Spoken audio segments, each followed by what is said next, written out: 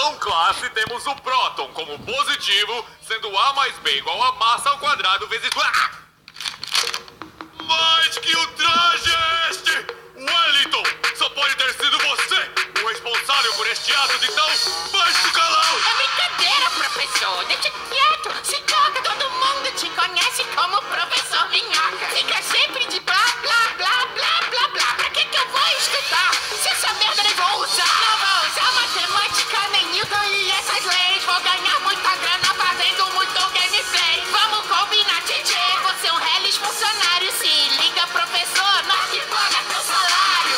Ora, pivete, põe assim no seu lugar. Eu sei que tu ganhas bolsa e nem pagas pra estudar. Entendo tudo de química, crio metanfetamina. Tu não sabe calcular nem o troco da cantina. Os legados de Einstein também leio Platão. Tu fica pagando pau pra MC ostentação. Deixa eu falar na tua língua. Escuta aqui, Leleque. Quando você crescer vai precisar do Pronatec. Estuda pra cá, pra ser que nem você. Não tem grana pra comer nem Netflix na TV. Eu posso virar político, seu professor otário. Vou pedir lá na Câmara pra baixar o teu salário. Reclama de mim, mas meu trabalho tá completo. Isso aqui é uma cola. O mundo é dos espertos. A gente se fala amanhã, eu vou perder minha van.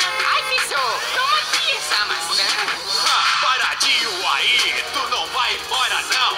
Com essas suas notas vai pra recuperação.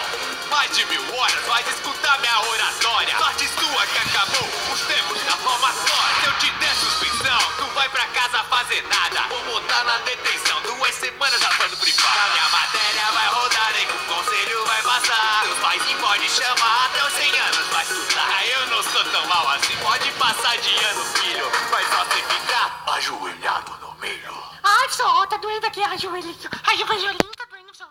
Ai, eu nunca vi milho assim, pessoal. Não dá pra cozinhar milho? Dá pra fazer milho cozido? Ai, milho cozido é gostoso.